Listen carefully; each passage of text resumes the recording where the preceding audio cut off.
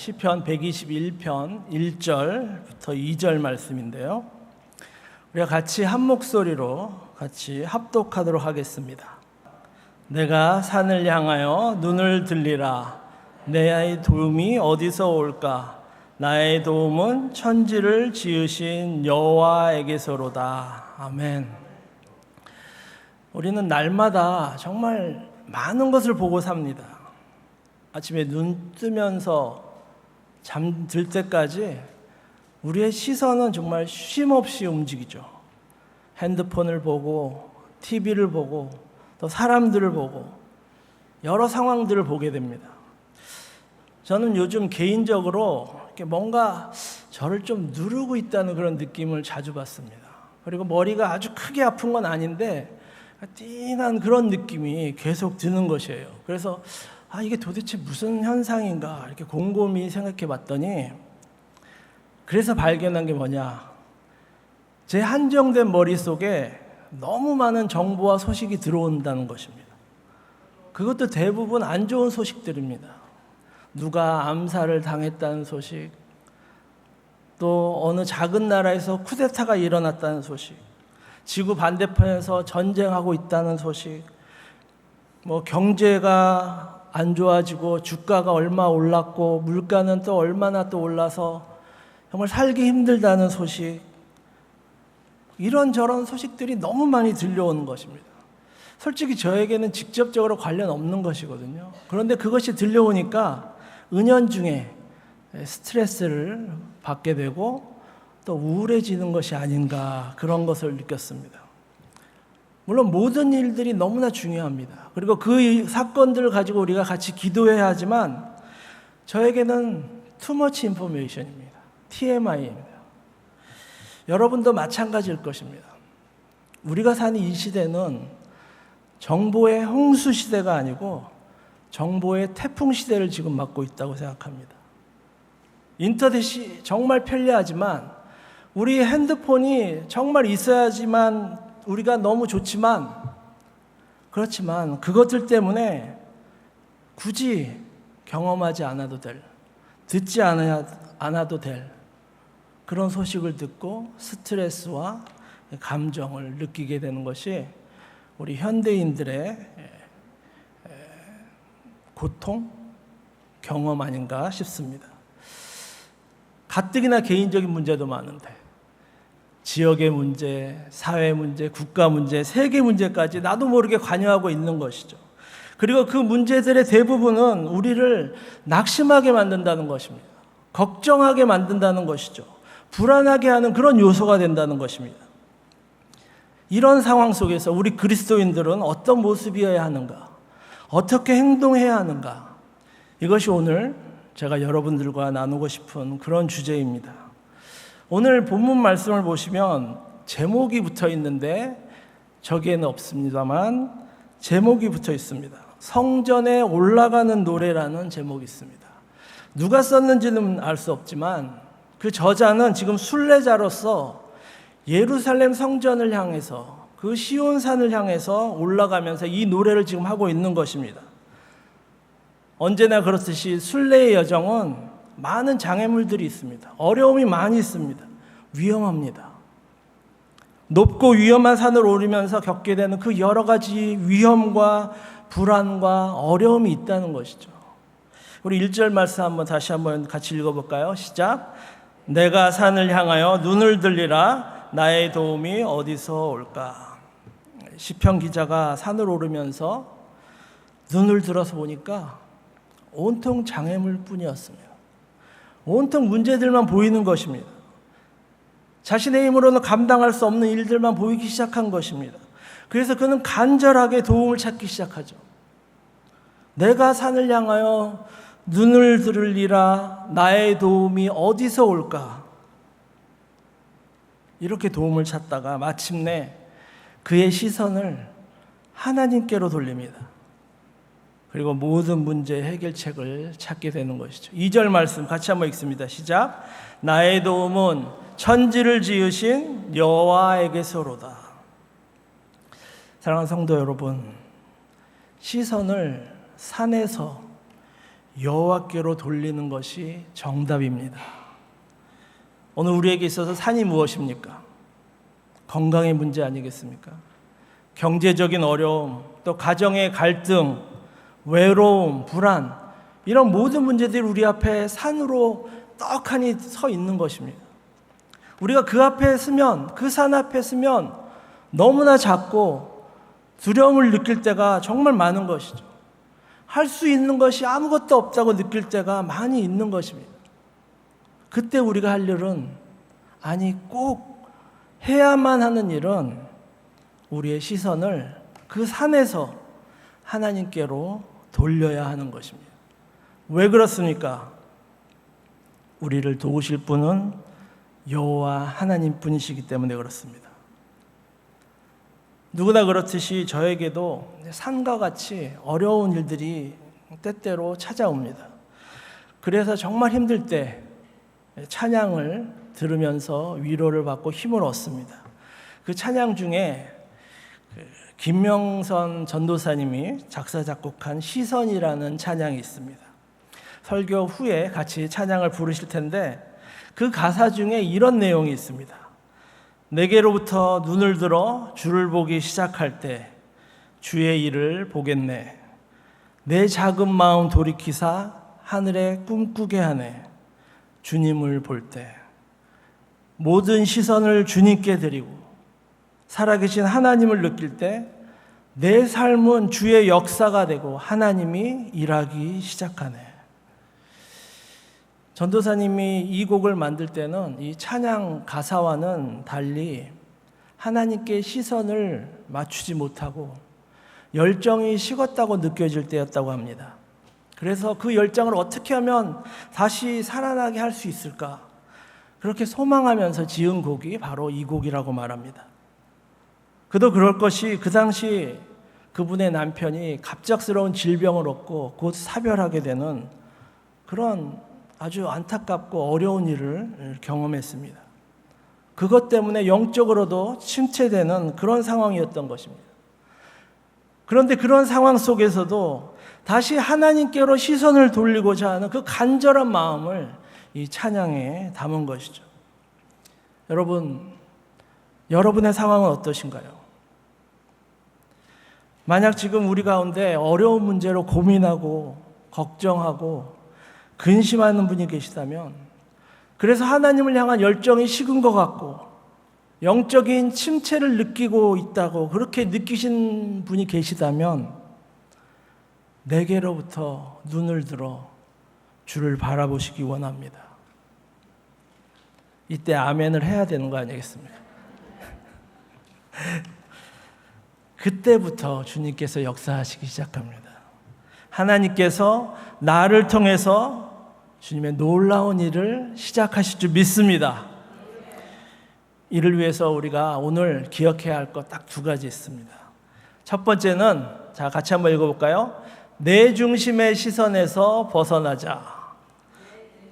시선에서 벗어나자. 두 번째, 주를 볼 때 주의 역사는 시작된다. 주를 볼 때 주의 역사. 이 두 가지를 기억했으면 좋겠습니다. 첫 번째는 내 중심의 시선을 내 중심에서 벗어나야 한다는 것입니다.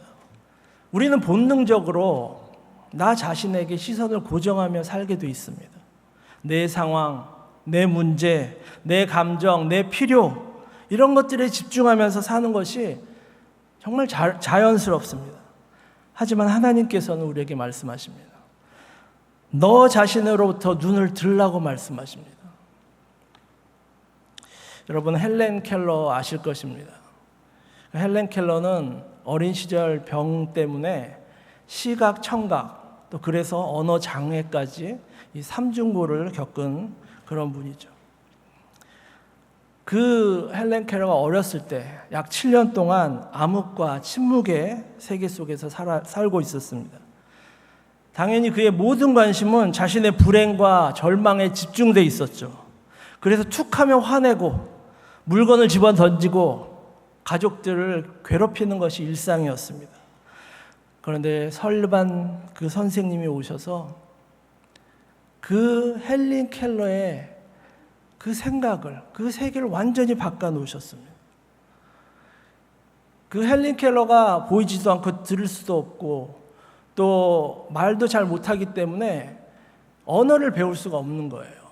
그래서 사물과 생각이 일치되지 않는 걸 보고 설리반 선생님이 그 단어 하나하나 이렇게 손에다가 이렇게 써주고 있는데 그래도 잘 습득이 안 되는 거예요.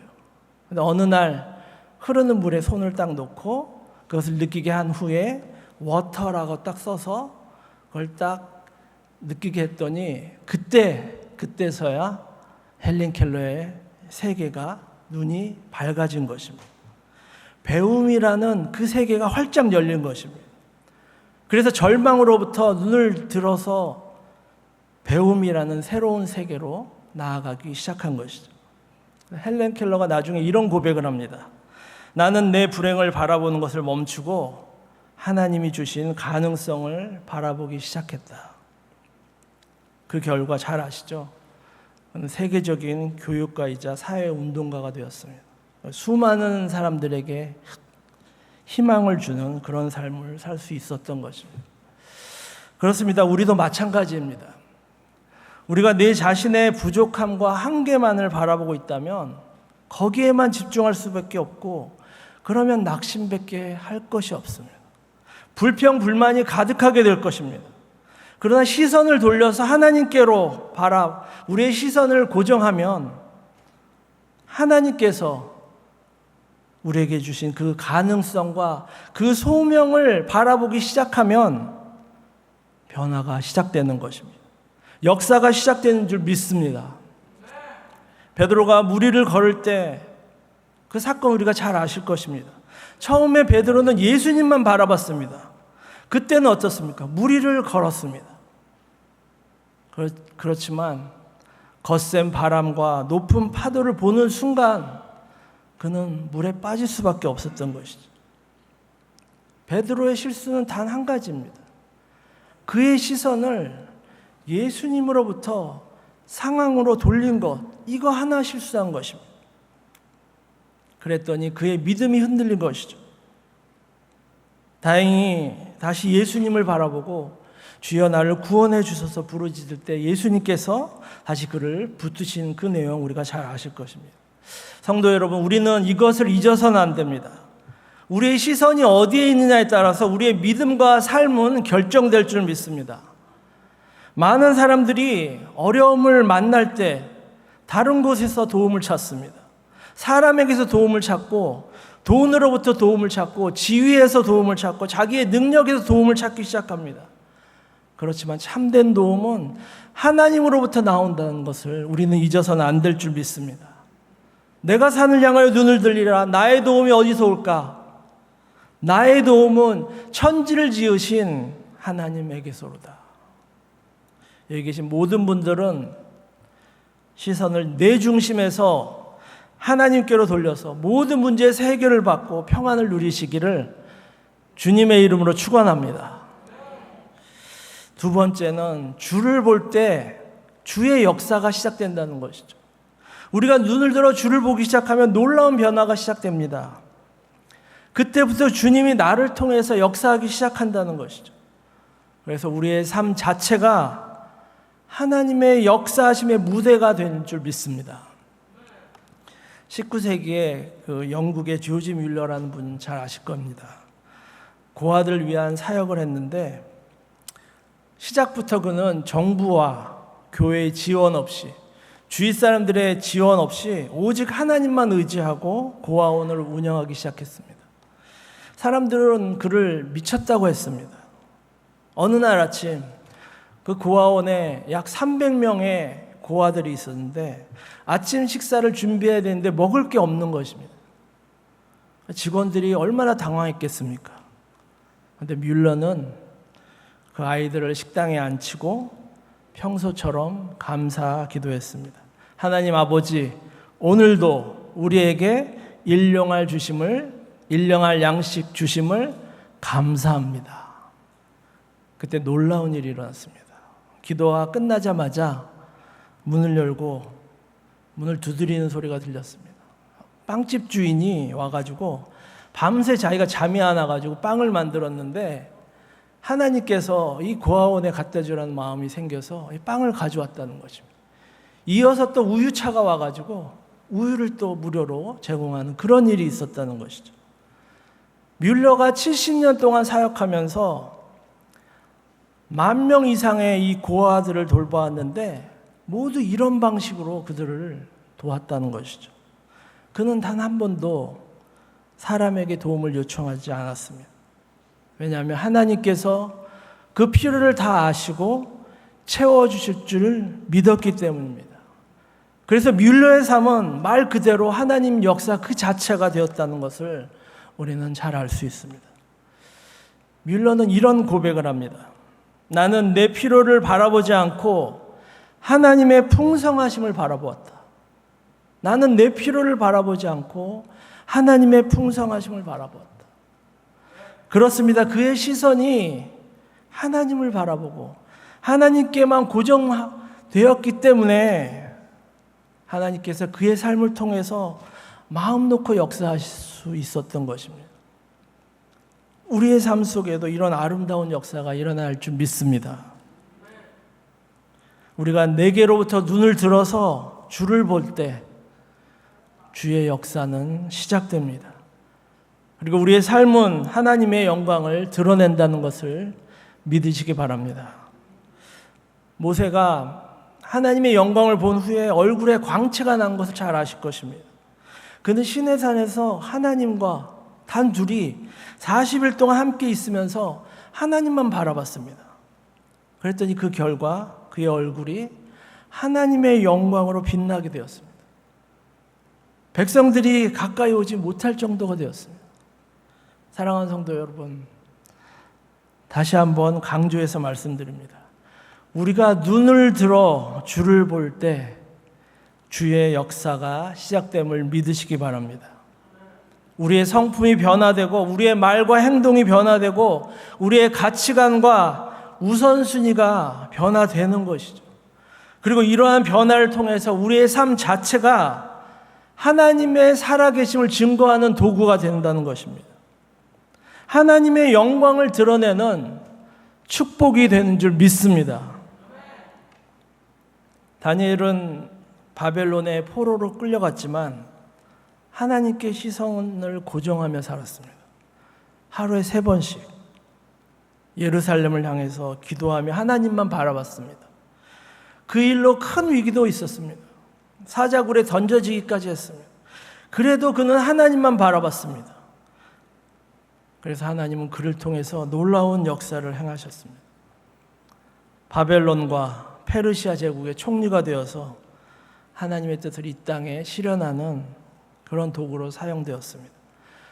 느부갓네살 왕이 하나님을 인정하게 되었고 다리오 왕이 하나님의 능력을 체험하게 된 것입니다. 다니엘서 6장 26절부터 27절은 다리오 왕이 선포하는 그런 말씀입니다. 제가 한번 천천히 읽어보겠습니다.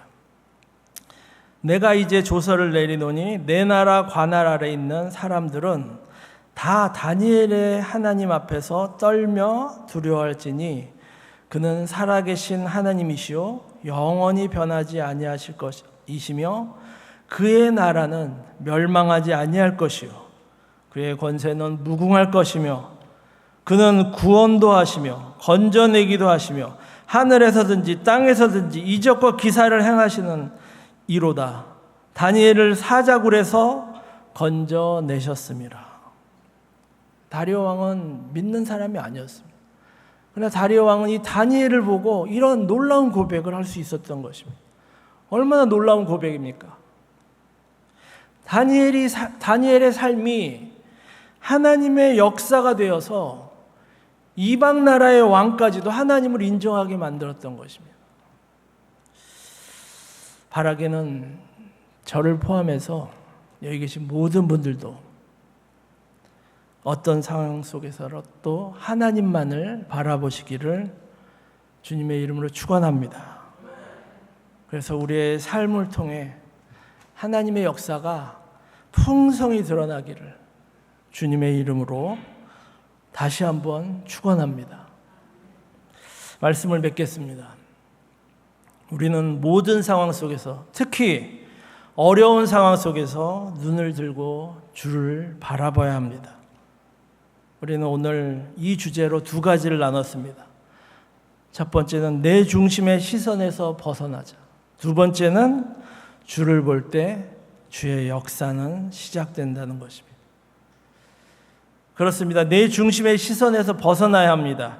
헬렌 켈러처럼 우리의 불행과 한계만 바라보는 것을 멈추고 하나님께서 우리에게 주신 가능성과 소명을 바라봐야 합니다.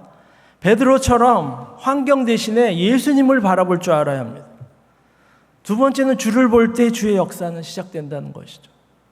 조지 물러의 그 고아원처럼, 모세의 빛나는 얼굴처럼, 다니엘의 영향력처럼 하나님을 바라볼 때 우리의 삶 자체가 하나님의 역사를 드러내는 그런 도구가 될 줄 믿습니다. 사랑하는 성도 여러분, 오늘 이후부터 우리의 시선을 점검해야겠습니다. 내 문제와 내 상황에 매몰되어 있는지 그렇지 않은지를 스스로 점검하기를 원합니다. 만약 다른 곳에 우리의 시선을 두고 있다면 그 시선을 돌려서 주를 바라보시기를 원합니다. 하나님의 능력과 신실하심을 바라보시기 바랍니다. 그럴 때 내 삶은 주의 역사가 되고 하나님이 일하시기 시작할 줄 믿습니다. 주님의 영광이 우리의 삶에 임하고 우리가 있는 그곳이 하나님 나라가 될 줄 믿습니다. 이 놀라운 은혜가 우리 모두에게 임하시기를 주님의 이름으로 축원합니다.